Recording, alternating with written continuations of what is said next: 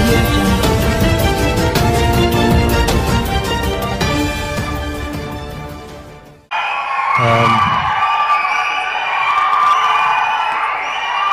అంటే అశ్విని దత్ గారు లేని స్టేజ్ గా ఉండదు. దత్ గారిని వేదిక మీదకి రావాల్సిందిగా కోరుతున్నాను.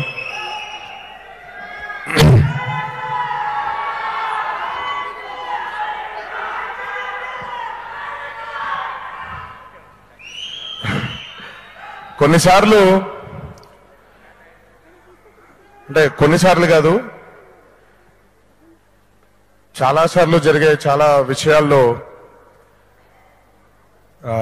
చాలా సందర్భాల్లో కూడా చెప్పడం జరిగింది, అంటే మనకి అంత అర్హత ఉందా అని. ఇందాక నాని కూడా అదే చెప్పాడు. నాకు తెలిసి ఈరోజు ఈ ఆడియో ఫంక్షన్లో,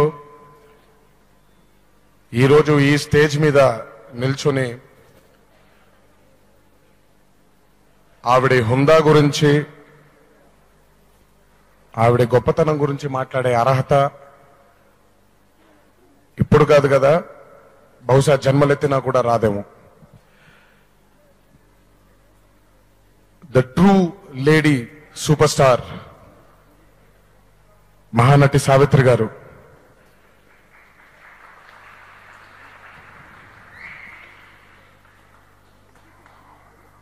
చాలా మంది, అంటే ఇది నేను మాటల కోసం వెతుక్కుంటున్నాను, ఎందుకంటే చాలా అరుదుగా ఒకసారి ట్రాక్ తప్పి వెళ్ళిపోతూ ఉంటాం. అది ఈ రోజు జరుగుతున్నటువంటి సందర్భంలో నాకు ఏం మాట్లాడాలో కూడా తెలియట్లేదు. అంటే ఆవిడ ఔన్నత్యం ముందు నిజంగా, అంటే ఆవిడ పేరు కూడా తలవడానికి కూడా అర్హత లేని వాళ్ళం మేమందరం.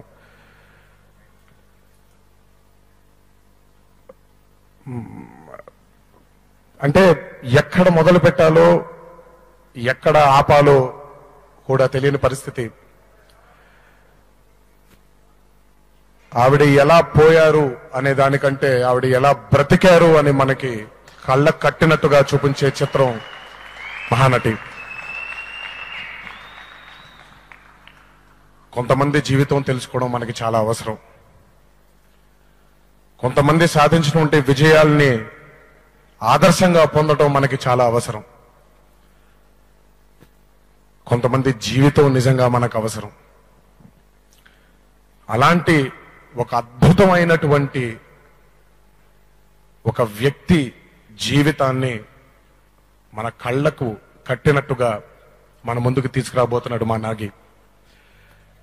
ఈ సినిమా తీయడానికి నాగికి ఎంత ఎక్స్పీరియన్స్ ఉందనే దానికంటే నాగికి సావిత్రి గారంటే ఎంత ఇష్టమో ముఖ్యం.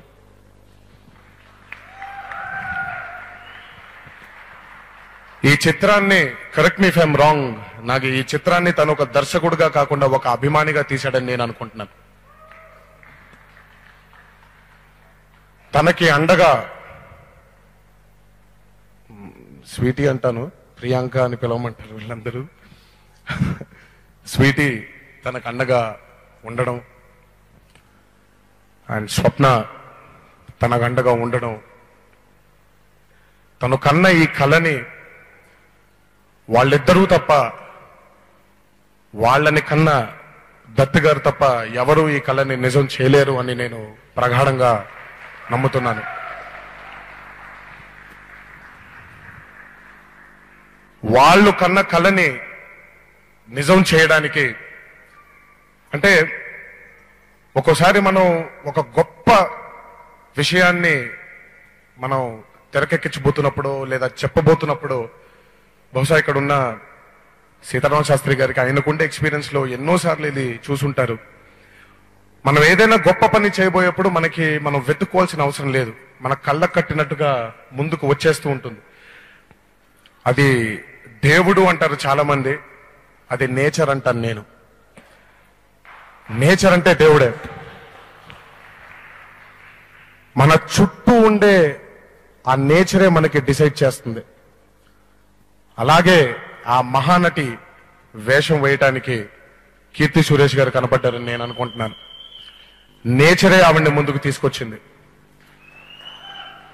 అలాగే అదే నేచరే దుల్కర్ గారిని తీసుకొచ్చింది, అదే నేచర్ విజయ్ని తీసుకొచ్చింది, అదే నేచర్ సమాంతని తీసుకొచ్చింది, అదే నేచర్ ఈ సినిమాకి పనిచేసినటువంటి ప్రతి టెక్నీషియన్ ని తీసుకొచ్చింది. అందుకే మనం అంటూ ఉంటాం, పెద్దవాళ్ళు గొప్పవాళ్ళు భౌతికంగా మనల్ని వదిలేసి వెళ్ళిపోతారు, కానీ వాళ్ళ ఆత్మ, వాళ్ళ ఆరా మన చుట్టూ తిరుగుతూనే ఉంటుంది అని. సావిత్రి గారే పట్టి నా చిత్రాన్ని తీయండి, నా జీవితాన్ని కథగా మలచి ఓ చిత్రంగా తీయండి అని ఆవిడే అనుకున్నట్టున్నారు వీళ్ళందరినీ.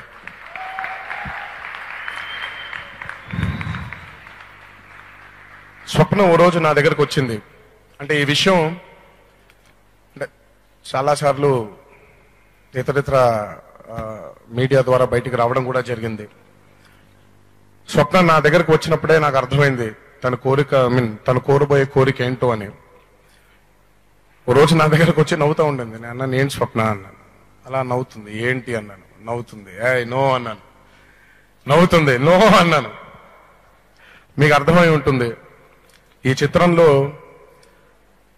ఒక క్యామియోగా, ఒక చిన్న గెస్ట్ రోల్ గా తాతగారి వేషం నేను వేస్తే బాగుంటుంది అని తను ఫీల్ అవ్వడం జరిగింది.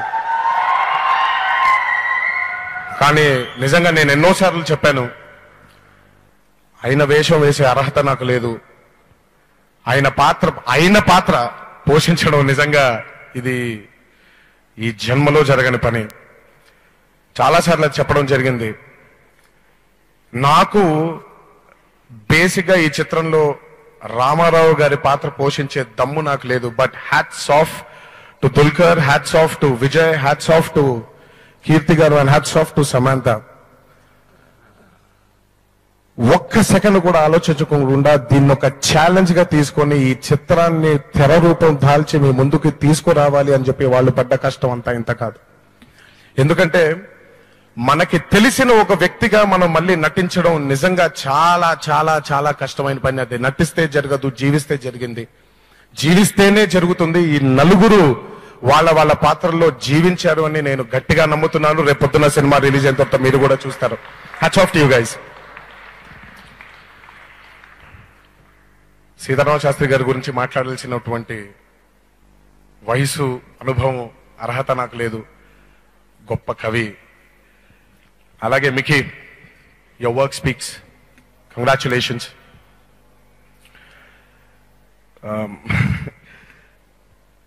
స్వప్న ఎప్పుడు ఏదైనా అడిగినా నేను నో చెప్పలేను. సో ఇక్కడ వైజయంతి మూవీస్ తాతగారి ద్వారా మొదలైంది, ఇటు స్వప్న సినిమా నా ద్వారా మొదలైంది. స్టూడెంట్ నెంబర్ 1 చిత్రంతో ఈ స్వప్న సినిమా తన పేరు మీద పెట్టిన ఈ బ్యానర్ ఈ రోజు ఎంత గొప్ప, ఒక గర్వంగా చెప్పుకోదగ్గ ఈ చిత్రాన్ని తీస్తారని నేను ఎప్పుడూ అనుకోలేదు. అది ఈ రోజు తెర రూపం దాలుస్తుంటే నాకే చాలా షాకింగ్ గా ఉంది. I wish Swapna all the best. I wish sweetie all the best. I wish Dutt garu all the best. I wish each and every technician was a part of Mahanati all the very best. ముగించే ముందు ఒక చిన్న విషయం చెప్దామని. ఈ మధ్య అంటే ఒక భాషణగా చెప్పట్లేదు, చిన్న మాట. ఈ మధ్య ఆడవాళ్ల మీద ఎన్నో అకృత్యాలు జరుగుతున్నాయి. మనం చదువుతూ ఉంటాం, మనం వింటూ ఉంటాం. ఒక్కసారి ఈ చిత్రం చూసిన తర్వాత ఎందుకు మనం మగాళ్ళగా పుట్టామని మీరు అనుకోకపోతే, the true lady super star అప్పుడు తెలుస్తుంది మీకు ఒక ఆడదాని బలం ఏంటో. ఒక ఆడదాని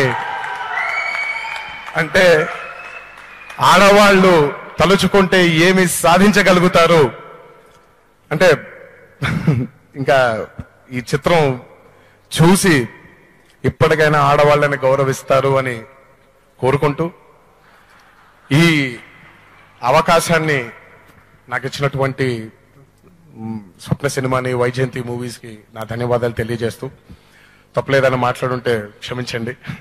but it's an honour meeting you. నేను అమ్మగారిని చూడలేకపోయాను. It's an honour meeting you sir. And మీరు you should be the most proud of all this. And ఇంకంతకంటే ఏం చెప్పలేనమ్మా. Thank you, thanks lot. And welcome Jani and I think no one could have done a better job than you, brother. God bless you. And thanks a lot. ఈ opportunity నాకు ఇచ్చినందుకు thank you. Thank you అండి. మే quickly request Nag Ashwin గారు, ఈ చిత్ర దర్శకుడు నాగిని. Video నచ్చిందా? అయితే ఓ like వేసుకోండి, లేదంటే ఓ కామెంట్ చేయండి. ఎప్పటికప్పుడు మా వీడియోస్ చూడాలంటే సబ్స్క్రైబ్ చేసుకోండి.